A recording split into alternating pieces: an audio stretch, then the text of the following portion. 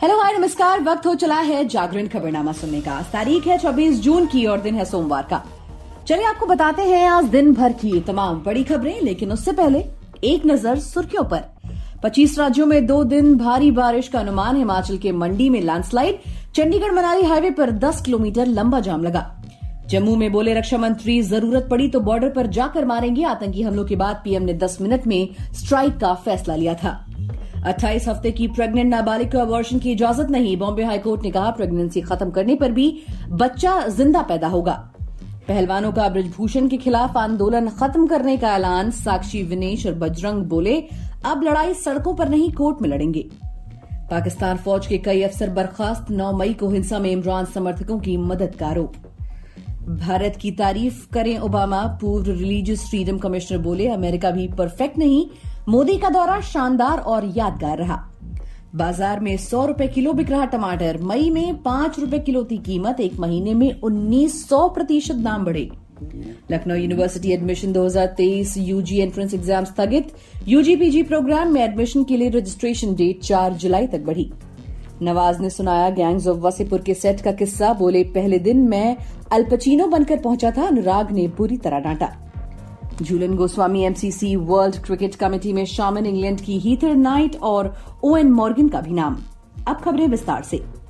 मौसम विभाग ने सोमवार को बताया कि 48 घंटों में मध्य प्रदेश समेत 25 राज्यों में भारी बारिश का अनुमान है। हिमाचल प्रदेश में बारिश की वजह से मंडी जिले में पिछले 20 घंटे में लैंडस्लाइड की दूसरी घटना हुई। इस वजह से चंडीगढ़ मनाली NH21 7 मील और 4 मील के पास 20 घंटे बाद से बंद पड़ गया। सैकड़ों गाड़ियां जाम में फंस गईं। इस रूट पर 10 किलोमीटर तक लंबा जाम लग गया। 20 घंटे की मशक्कत के बाद हाईवे का सिंगल लेन शुरू कर दिया गया। वहीं उत्तराखंड में भारी बारिश से बद्रीनाथ हाईवे बह गया था। सीएम पुष्कर सिंह धामी ने बताया कि खराब मौसम की वजह से केदारनाथ यात्रा रोक दी गई है। वहीं रक्षा मंत्री राजनाथ सिंह जम्मू विश्वविद्यालय के जनरल जोरावर सिंह ऑडिटोरियम में सिक्योरिटी काउंसिल में शामिल हुए। यहां उन्होंने कहा कि भारत अब ताकतवर बनता जा रहा है। भारत सीमा के इस पार भी मार सकता है और जरूरत पड़ी तो सीमा के उस पार भी। रक्षा मंत्री ने कहा कि उरी और पुलवामा की जो घटना थी उस वक्त मैं गृह मंत्री था। जब मैं अपनी शहीद जवानों का शव अपने कंधे पर लेकर आगे बढ़ा तो जो हमारी स्थिति थी उसे शब्दों में बयां नहीं कर सकते। इन घटनाओं के बाद पीएम मोदी के साथ एक बैठक हुई। मैं पीएम की इच्छा शक्ति की सराहना करना चाहूंगा कि उन्होंने 10 मिनट के अंदर फैसला कर लिया। इसके बाद आपने देखा कि हमारे जवानों ने सीमा के इस पार ही नहीं बल्कि उस पार जाकर आतंकवादियों का सफाया करने में कामयाबी हासिल की। वहीं बॉम्बे हाईकोर्ट की औरंगाबाद बेंच ने 15 साल की एक लड़की को अबॉर्शन की इजाजत देने से इनकार कर दिया। नाबालिग का रेप हुआ था और वो 28 हफ्ते की प्रेग्नेंट है। हाईकोर्ट ने मेडिकल बोर्ड के हवाले से बताया कि इस समय प्रेगनेंसी खत्म करने के लिए लड़की की जबरन डिलीवरी करानी होगी। इस स्थिति में भी बच्चा जिंदा पैदा होगा, इसलिए बेहतर है कि लड़की की नेचुरल डिलीवरी कराई जाए। इसके बाद लड़की चाहे तो बच्चे को अपने पास रख सकती है या अनाथालय में दे सकती है। मेडिकल बोर्ड ने लड़की की जांच के बाद हाईकोर्ट को बताया कि अभी प्रेगनेंसी खत्म करने पर जो बच्चा पैदा होगा उसमें विकृतियां हो सकती हैं। बच्चा पूरी तरह से विकसित नहीं हो पाएगा और जन्म के बाद उसे केयर यूनिट में रखना होगा। इसमें लड़की की जान को भी खतरा होगा। वहीं भारतीय कुश्ती संघ के पूर्व अध्यक्ष ब्रजभूषण सिंह के खिलाफ प्रदर्शन कर रहे पहलवानों ने आंदोलन खत्म कर दिया है। महिला पहलवान साक्षी मलिक, विनेश फोगाट और बजरंग पुनिया ने रविवार देर रात ऐलान किया। इनका कहना है कि अब अपनी लड़ाई सड़क पर नहीं अदालत में लड़ी जाएगी। ये तब तक जारी रहेगा जब तक न्याय नहीं मिल जाता। साक्षी ने लिखा, सरकार के साथ 7 जून को बातचीत हुई। सरकार ने पहलवानों के साथ किए वादे पर अमल करते हुए महिला कुश्ती खिलाड़ियों की ओर से महिला उत्पीड़न और यौन शोषण के संबंध में की गई शिकायतों पर FIR दर्ज की। दिल्ली पुलिस ने जांच पूरी करके 15 जून को कोर्ट में चार्जशीट पेश कर दी है। इस केस में पहलवानों की कानूनी लड़ाई सड़क की जगह कोर्ट में जारी रहेगी। कुश्ती संघ के सुधार के संबंध में नई कुश्ती संघ के चुनाव की प्रक्रिया वादे के अनुसार शुरू हो गई है। चुनाव 11 जुलाई को होना तय है। सरकार ने जो वादे किए हैं उस पर अमल करने का इंतजार रहेगा। वहीं पाकिस्तान की फौज ने एक लेफ्टिनेंट जनरल रैंक के अफसर समेत कई अफसरों को बर्खास्त कर दिया है। इन सभी का कोर्ट मार्शल भी किया जाएगा। फौज के मीडिया विंग के डायरेक्टर जनरल अहमद शरीफ चौधरी ने सोमवार को यह जानकारी दी। इन सभी अफसरों पर 2 आरोप हैं। पहला, 9 मई को इमरान खान की गिरफ्तारी के बाद फौज के ठिकानों पर खान समर्थकों ने जो हमले किए उन्हें इन अफसरों ने नहीं रोका। दूसरा शक है कि ये अफसर हिंसा की साजिश रचने वालों में भी शामिल हैं। माना जा रहा है कि अब जल्द ही इमरान को भी गिरफ्तार करके उनके खिलाफ केस मिलिट्री कोर्ट में चलाया जाएगा। 9 मई की हिंसा में 11 लोग मारे गए थे, 283 घायल हो गए थे। वहीं भारत में माइनॉरिटीज के हालात का फिक्र जताने वाली अमेरिका के पूर्व राष्ट्रपति बराक ओबामा को अपने ही देश के एक पूर्व रिलीजियस कमिश्नर ने नसीहत दी है। US commission on international religious freedom के पूर्व कमिश्नर जॉनी मूर के मुताबिक ओबामा को अपनी एनर्जी भारत की बुराई करने पर नहीं बल्कि उसकी तारीफ करने पर खर्च करनी चाहिए। उन्हें याद रखना चाहिए कि अमेरिका में भी रिलीजियस फ्रीडम के हालात अच्छे नहीं हैं।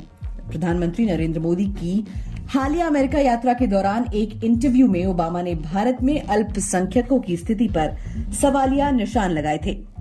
ओबामा ने कहा था कि प्रेसिडेंट बाइडेन को मोदी से इस बारे में बात करनी चाहिए।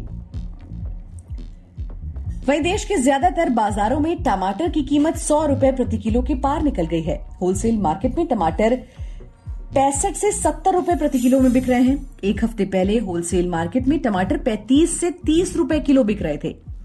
रिटेल मार्केट में इसकी कीमत करीब 40 से 50 रुपए किलो थी, यानी दाम करीब करीब दोगुने हो गए हैं। एक महीने पहले यानी मई में तो उत्तर प्रदेश, महाराष्ट्र सहित कई राज्यों में टमाटर 2 से 5 रुपए प्रति किलो बिक रहे थे, यानी एक महीने में ही टमाटर की कीमत 1900% की बढ़ोतरी हुई है। दिल्ली में 70 से 100 रुपए प्रति किलो में टमाटर बिक रहा है। मध्य प्रदेश के मार्केट में टमाटर 80 से लेकर 100 रुपए, जबकि उत्तर प्रदेश में 80 से 100 रुपए, राजस्थान में 90 से 110 रुपए और पंजाब में 60 से 80 रुपए में बिक रहे हैं। वहीं लखनऊ यूनिवर्सिटी में एडमिशन के लिए आयोजित होने वाली एंट्रेंस एग्जाम स्थगित हो गए हैं।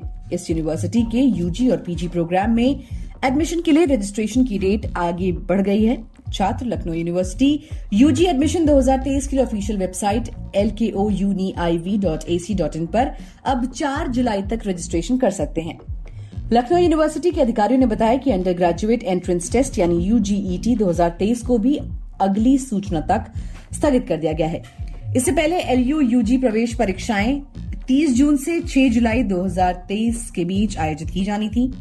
नोटिस के अनुसार यूनिवर्सिटी जल्द ही यूजीटी एडमिट कार्ड 2023 रिलीज की तारीख के साथ परीक्षा की तारीखें भी जारी करेगी। नई परीक्षा तारीख के संबंध में अपडेट के लिए छात्र ऑफिशियल वेबसाइट पर विजिट कर सकते हैं। वहीं मनोरंजन जगत की बात करें तो बॉलीवुड एक्टर नवाजुद्दीन सिद्दीकी ने एक इंटरव्यू में फिल्म गैंग्स ऑफ वासेपुर के बारे में बात की। उन्होंने बताया कि इस फिल्म के सेट पर पहले दिन डायरेक्टर अनुराग कश्यप ने उन्हें बुरी तरह डांट दिया था। अनुराग की इस डांट का नवाज पर ऐसा असर पड़ा कि वो रात भर नहीं सो पाए। एक इंटरव्यू में नवाज ने बताया, उस वक्त मैं एल पचिनो और रॉबर्ट डी नारो जैसे हॉलीवुड एक्टर्स से बहुत प्रेरित था। फिल्म के सेट पर पहले दिन मैं पूरा अल पचिनो बनकर पहुंचा। मैं सभी से उन्हीं की तरह बात भी कर रहा था, पर अनुराग मेरे इस रूप को देखकर बहुत नाखुश थे और उन्होंने मुझे डांट भी लगाई। खेल जगत की बात करें तो दिग्गज भारतीय महिला क्रिकेटर झूलन गोस्वामी और इंग्लैंड के 2 खिलाड़ी हीथर नाइट और पूर्व कप्तान Owen Morgan MCC world cricket Committee की लॉर्ड्स में होने वाली बैठक में पहले शामिल किए गए हैं।